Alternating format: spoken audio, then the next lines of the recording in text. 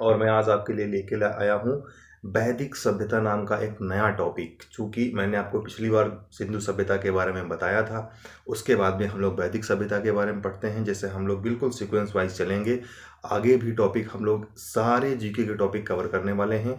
तो आप लोग मेरे साथ बने रहिए और आगे हम आपको इम्पोर्टेंट टॉपिक्स ग्राफ के माध्यम से पढ़ाएंगे, जो कि आपके लिए बहुत ही रिलेवेंट होंगे। आपके किसी भी कंपटीशन का एग्ज़ाम हो, किसी प्रकार का एग्ज़ाम हो, आपको बहुत ही हेल्पफुल होंगे और बहुत ही आराम से आप उनको याद भी कर सकते हैं ग्राफ के माध्यम से। क्योंकि ग्राफिकली जो चीज़ें याद की जाती हैं वो दिमाग में छपती हुई चली जाती हैं। तो चलते हैं अपने टॉपिक की तरफ, ज़्यादा बात ना करते हुए।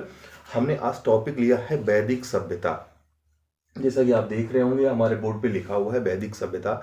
वैदिक सभ्यता बेटा दो पार्टों में डिवाइड थी। नंबर एक ऋग्वैदिक काल, जो 1500 से 1000 ईस्वी पूर्व था, और दूसरा है उत्तर वैदिक काल। उत्तर वैदिक काल बेटा 1000 से 600 ईस्वी पूर्व था। कितना था? 1000 से 600 ईस्वी पूर्व। आप देख सकते हैं पूरा लिखा हुआ है उत्तर वैदिक काल 1000 से 600 ईस्वी पूर्व। हमने जान लिया कि दो भाग में डिवाइड था। एक ऋग्वैदिक काल 1500 से 600 ईस्वी पूर्व था, दूसरा है उत्तर वैदिक काल जो 1000 से 600 ईस्वी पूर्व था। अब आगे चलते हैं। अब बेटा हम सबसे पहले बताएंगे इसका निर्माण किसने किया। इसका निर्माण किया हुआ है आर्यों ने। हमने सीधे सीधे लिखा हुआ है इसका निर्माण आर्यों ने किया।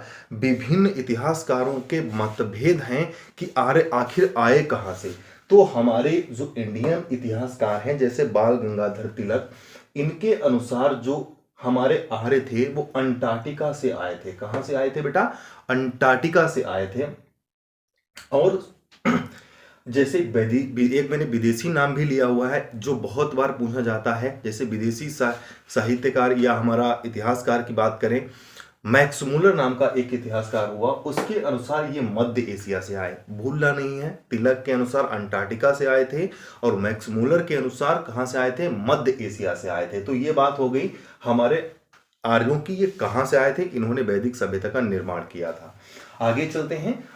इनका एक विशेषता ये थी कि ये लोग सोम रस का पान बहुत करते थे। सोम रस, जैसे आज हम लोग दारू वगैरह पीने के शौकीन हो चुके हैं, सभी हमारे समाज में जो लोग पीते हैं, लेकिन पहले इस चीज के लिए ये लोग सोम रस का पान किया करते थे, उसको सोम रस कहा करते थे। तो हम अब बात करेंगे इसकी प्रशासनिक इकाई पर। वैदिक सभ्यता की प्रशासनिक इकाई कैसे बनती थी, कौन सी कड़ियां जुड़ती हुई चली जाती थी आगे की तरफ। तो सबसे छोटी इकाई जो थी कुल थी, उसके बाद में ग्राम आता था। ग्राम जो था उसका जो मुखिया होता था वो ग्रामीणी कहा जाता था। फिर आता था बीस, कई ग्रामों को मिलकर एक बीस बनता था और बीस का मुखिया बीसपति कहा जाता था। और जेक बनता था जन। फिर बीस, बहुत सारे बीसों को मिलाकर बन जाता था जन, जिसके हम लोग राजा को क्या कहते थे? राजन कहते थे। तो जन पर जो राज करता था उसे राजन कहते थे। और उसके बाद कई जनों से मिलकर एक निर्माण था संपूर्ण राष्ट्र का, तो उसको हम लोग क्या कहते थे? राष्ट्र कहते थे। और इनके जो दरबार में कुछ लोग रहा करते थे उनको ये लोग रत्नी कहा करते थे। जैसे इनके कर्मकार वगैरह हुआ करते थे उनको रत्नी, जैसे उसमें सूत हो गए, रथकार हो गया, कम्मादि आदि, हमने तीनों का उल्लेख किया हुआ है इसमें। रत्नी में तीन लोग आते थे, सूत आता था, रथकार आता था और कम्मादि आता था। फिर आगे जैसे एक शब्द आता है इसमें पुरप। पुरप को किस संदर्भ में प्रयोग किया जाता था? पुरप को दुर्गपति कहा जाता। दुर्ग मतलब दुर्गों का राजा, दुर्गों का पति, उसे हम लोग क्या कहते थे? पुरप कहते थे। एक शब्द आता है स्पस। स्पस के नाम से सिद्ध होता है कि गुप्तचर है। स्पस हम लोग गुप्तचर को कहते थे पुराने जमाने में, वैदिक सभ्यता में। फिर आते हैं एक बाजपत होता था। बाजपत मीन्स होता था गोचर भूमि का अधिकारी, मतलब जहां गाय वगैरह हम लोग चरागाह कहते हैं, ऐसी भूमि के अधिकारी को हम लोग कहते थे बाजपति। आप बिल्कुल ध्यान रखेंगे, कुल, ग्राम, बीस, जन, राष्ट्र, बिल्कुल एक सीक्वेंस में चले जाएंगे। रत्नी में कौन कौन से थे? सूत, रथकार, कम्मादि। पुरप को दुर्गपति कहा जाता था, स्पस गुप्तचर को कहा जाता था, और बाजपति का मतलब होता था गोचर भूमि का अधिकारी, जो चरागाह के भूमि का अधिकारी हुआ करता था, जहां गाय वगैरह चरा करते थे। प्रशासनिक इकाई की जब बात करते हैं तो इसमें सभा और समिति आती थी। सभा और समिति। सभा एक ऐसी संस्था थी जिसमें श्रेष्ठ एवं संभ्रांत लोग ही भाग लेते थे। उसके जो सदस्य हुआ करते थे वो श्रेष्ठ एवं संभ्रांत लोग हुआ करते थे। और समिति में आम जनता आती थी, जिसको हम लोग जनता के अनुसार बनाते थे। और इसके अध्यक्ष को ईशान कहा जाता था। याद रखना, समिति के अध्यक्ष को ईशान कहा जाता था। समिति में जनता हुआ करती थी और सभा में श्रेष्ठ एवं संभ्रांत लोग हुआ करते थे। और विशेषता इनमें एक और थी, इनमें महिलाएं भी भाग लेकर सकती थीं। मैंने सीधे लिखा हुआ है कि महिलाएं भी इसमें भाग ले सकती थीं। उस समय की तत्कालीन बहुत सारी ऐसी महिलाएं हुई जो विदुषी हुई, जैसे लोपामुद्रा, घोषा, सिकता, अपाला, विश्वास, गार्गी एवं याज्ञवल्क्य के विवाद जो है बहुत ही ज्यादा जो है विख्यात है गार्गी संहिता में, जो याज्ञवल्क्य के द्वारा लिखा हुआ है।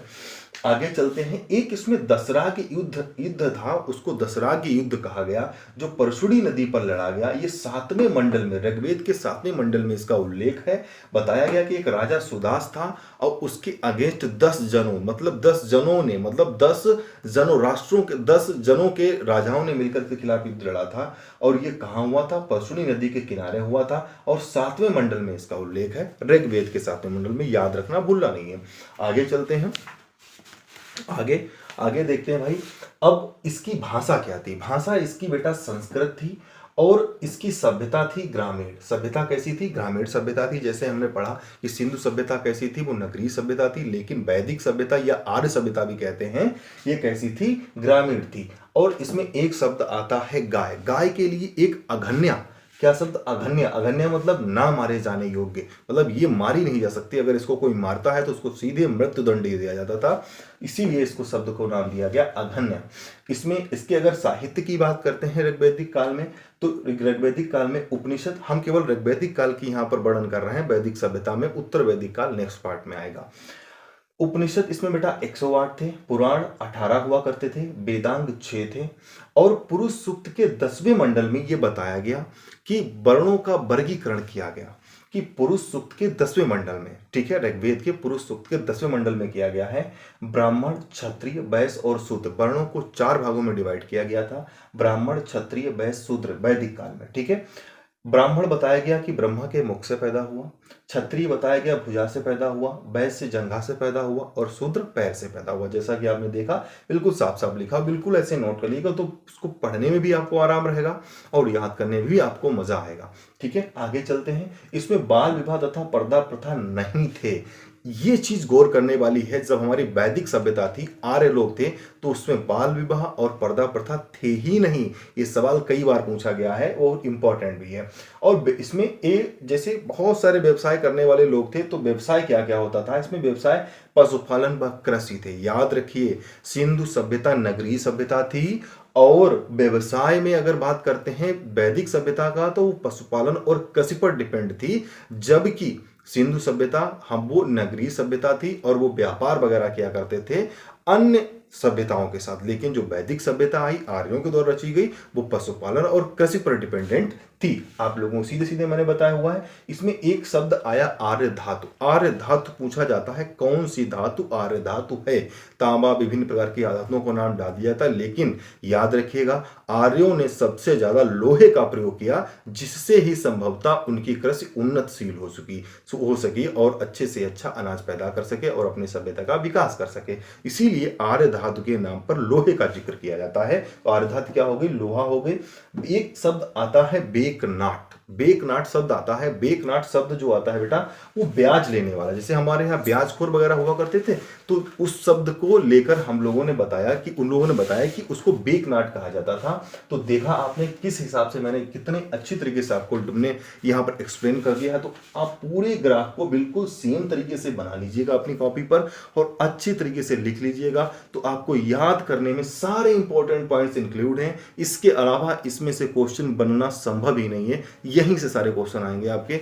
तो बहुत बहुत धन्यवाद पूरा वीडियो देखने के लिए। और इस तरीके से वीडियो चाहते हैं तो हमारे साथ बने रहिए, सब्सक्राइब करिए, लाइक करिए और शेयर करना ना भूलें। धन्यवाद।